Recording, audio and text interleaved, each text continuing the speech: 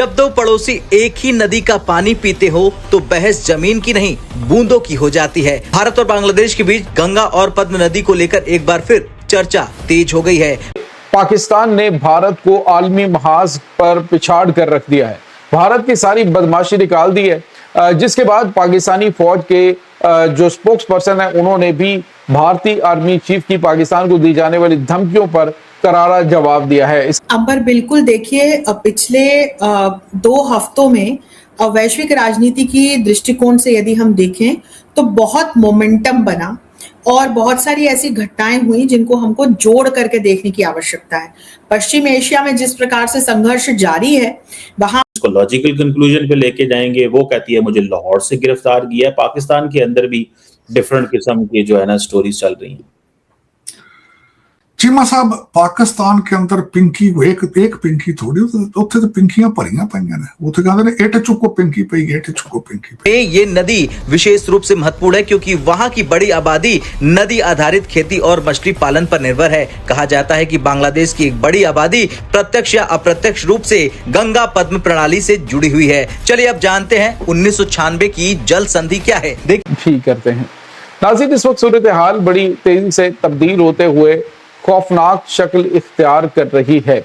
इस वक्त भारत पाकिस्तान के साथ जंगी माहौल बनाने की हत्तुल विसा कोशिश कर रहा है। डेवलपमेंट्स हैं। अब हम जाते हैं कि वेस्ट एशिया में जो ईरान यूएस इसराइल वॉर है वो चल ही रहा है। इस सब के बीच में ट्रंप और शी समिट हुई, जहां पर वो प्रेसिडेंट ट्रंप अपने दर्जन भर जो बिजनेस सीईओज हैं उनको लेकर चाइना पहुंचे थे। हालांकि उसमें उसके जो आउटकम्स हैं वो हमें नजर आ रहे हैं। चाइना ने किस तरह से अपना पावर प्ले किया ट्रंप को। जैन साथियों, वंदे मातरम। दोस्तों, आपको तो पता ही है कि ऑपरेशन सिंदूर को 1 साल से ऊपर हो चुका है और भारत ने जो सिंधु एग्रीमेंट ट्रीटी था जो 1960 में नेहरू जी और जनरल आयुब खान के बीच में हुआ था, उसको सस्पेंड कर दिया है। और हमने कहा अपने मन से जो है पानी छोड़ेंगे और रोक के रखेंगे। इसके पाकिस्तान में पिछले साल बाढ़ की स्थिति बनी, सूखा पड़ गया, बहुत सी तकलीफें हैं।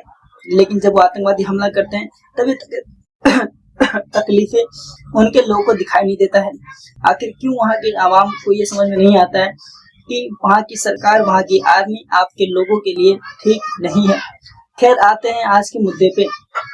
इसी प्रकार से बांग्लादेश के अंदर इलेक्शन हुए और वहाँ पे बीएनपी पार्टी जो जीत चुकी है, उन्होंने गंगा नदी के पानी को लेकर बयान दे दिया है। उन्होंने कहा कि गंगा नदी पर हक सिर्फ भारत का ही नहीं बल्कि बांग्लादेश का भी है और बांग्लादेश की जो आजीविका के 59% लगभग पॉपुलेशन जो है वो गंगा नदी के पानी पे टिकी हुई है। गंगा नदी से एग्रीकल्चर, इंडस्ट्रियल, फार्मर सेक्टर और भी बहुत से ऐसे सेक्टर्स हैं जिसमें बांग्लादेश टिका हुआ है। और ये खुल के बोलना कि बांग्लादेश का जो गंगा नदी है उसमें पूरा कंट्रोल रहेगा, कहीं ना कहीं भारतीय रणनीति को ये ठोस पहुंचाने वाली बात है। इस बीच में जब अमेरिका और जिनपिंग मिले थे तो बांग्लादेश की सूझबूझ काफी बढ़ गई थी और उसने अमेरिका के लिए बहुत सी जगह दे दी थी ताकि बांग्लादेश में क्या बना सके, अपना अड्डा बना सके, जो बात भारत के लिए ठीक नहीं था। भारत ने इसे बहाल करने की कोशिश की किंतु इनकी ये तकनीकों के माध्यम से भारत को पसंद नहीं आया। भारत चाहे तो बांग्लादेश में कार्रवाई कर सकता है किंतु उन्हें सोचने और समझने का वक्त दिया जाता है। लेकिन कहीं ये जो भाषण उनके पार्टी के नेता द्वारा दे रहे कि पानी नहीं रोकना चाहिए, कहीं ये पॉपुलैरिटी हासिल करने का तरीका तो नहीं, क्या ये कूटनीतिक बातों को गंभीर समस्या पहुंचाने का तरीका तो नहीं। इन सभी बातों को हम सही समझाएंगे। वीडियो के एंड तक बने रहिएगा और आपको अगर हमारा कंटेंट पसंद आ रहा हो तो चैनल को लाइक, शेयर, सब्सक्राइब जरूर करिए। खबर आपके साथ हम शेयर करने जा रहे हैं और खबर ये है कि पाकिस्तान ने भारत को आलमी महाज पर पिछाड़ कर रख दिया है। भारत की सारी बदमाशी निकाल दी है, जिसके बाद पाकिस्तानी फौज के जो स्पोक्स पर्सन है उन्होंने भी भारतीय आर्मी चीफ की पाकिस्तान को दी जाने वाली धमकियों पर करारा जवाब दिया है। इसकी तमाम तर डिटेल, जबकि एक और बड़ी खबर है, भारत से स्पॉन्सर्ड दहशतगर्दों के परखच्चे उड़ा दिए गए। नाज़रीन, बन्नू में 15 पुलिस एहलकारों की शहादत के जिम्मेदारान को कैफरे किरदार तक पहुंचा दिया गया है। इसकी तमाम तर डिटेल्स भी आज के इस व्लॉग में आपके साथ हम शेयर करेंगे। वीडियो की तफसील में जाने से पहले अगर आपने हमारे इस चैनल को सब्सक्राइब नहीं किया हुआ तो आपसे गुजारिश है काइंडली इसको सब्सक्राइब कर लें और बेल आइकन को जरूर दबा दें ताकि हमारी आने वाली वीडियो सबसे पहले आप तक पहुंच सकें। नाज़रीन, हम आपके शुक्रगुजार हैं जो आप हमारे वीलॉग्स को देखने के लिए वक्त निकालते हैं और कमेंट सेक्शन में अपनी मोहब्बतों का इजहार भी करते हैं। नाज़रीन, इस वक्त सूरत हाल बड़ी तेजी से तब्दील होते हुए खौफनाक शक्ल इख्तियार कर रही है। इस वक्त भारत पाकिस्तान के साथ जंगी माहौल बनाने की हत्तुल बिसा कोशिश कर रहा है।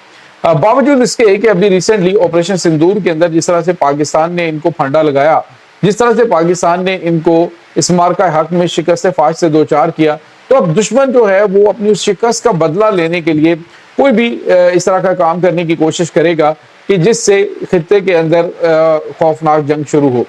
नाज़रीन, यहाँ पे आपको ये बताते चलें कि इस वक्त जो सूरत हाल सामने आ रही है, भारत ने पाकिस्तानी दरियाओं का जो सिंतास मुआहदा था उसके तहत जो आलमी सतह पे एक मंजूर शुदा मुआहदा था, उसमें भारत ने पाकिस्तान का पानी रोक दिया और अभी दोबारा से इसके ऊपर उन्होंने घनौनी कार्रवाइयों का आगाज कर दिया है, जिसको पाकिस्तान ने एक्ट ऑफ वार कहा और पाकिस्तान ने कहा कि अगर भारत बाज नहीं आया तो हम मिसाइल मारेंगे और इनके उन डैम्स को तबाह कर देंगे जो पाकिस्तान का पानी रोक रहे हैं। जिसके बाद नाज़रीन कशीदगी काफ़ी बढ़ी और अब जो है वो पाकिस्तान ने आलमी अदालत जो है, आलमी सालसी अदालत जो है उसका दरवाज़ा खटखटाया और भारत की बदमाशी पर आलमी सतह पे जो माहौल है वो साजगार किया।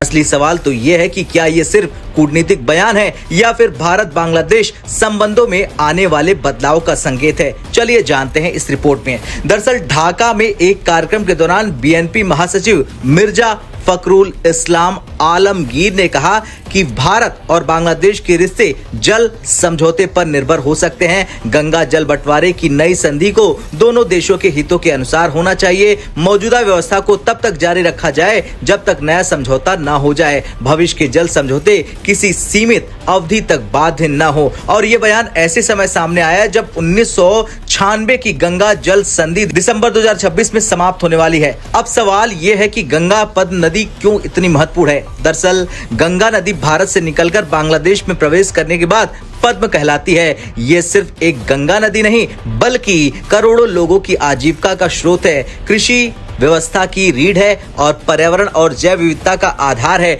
और दोनों देशों के लिए ये एक रणनीतिक जल संसाधन है। बांग्लादेश में ये नदी विशेष रूप से महत्वपूर्ण है क्योंकि वहाँ की बड़ी आबादी नदी आधारित खेती और मछली पालन पर निर्भर है। कहा जाता है कि बांग्लादेश की एक बड़ी आबादी प्रत्यक्ष या अप्रत्यक्ष रूप से गंगा पद्म प्रणाली से जुड़ी हुई है। चलिए अब जानते हैं 1996 की जल संधि क्या है। देखिए, भारत और बांग्लादेश के बीच 1996 में एक ऐतिहासिक समझौता हुआ था। इस समझौते के तहत गंगा के पानी का सूखे मौसम में बंटवारा तय किया गया। फरक्का बैराज से जुड़े प्रवाह को संतुलित करने की व्यवस्था बनी और दोनों देशों ने सहयोग और संवाद का रास्ता अपनाया। ये संधि दक्षिण एशिया में जल कूटनीति का एक सफल उदाहरण मानी जाती है, लेकिन अब समय के साथ जलवायु परिवर्तन, बढ़ती आबादी और तो दोस्तों, अब तक हमें ये साफ समझ में आ चुका है कि बांग्लादेश के जो पार्टी के नेता जो जीते हैं वो कहीं न कहीं फॉर्मेलिटी हासिल करने के लिए, लोकप्रियता हासिल करने के लिए इस तरीके की बयानबाजी दे रहे हैं,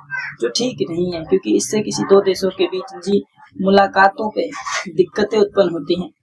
कारण बहुत से हो सकते हैं, लेकिन इस तरीके से ट्रिपिंग करना भारत को एक बड़े एक्शन को ले आता है। और जिस तरीके से पाकिस्तान का पानी हुक्का बंद किया है, उस तरीके से अगर हम बांग्लादेश का भी कर दे तो बांग्लादेश तो खत्म ही हो जाएगा।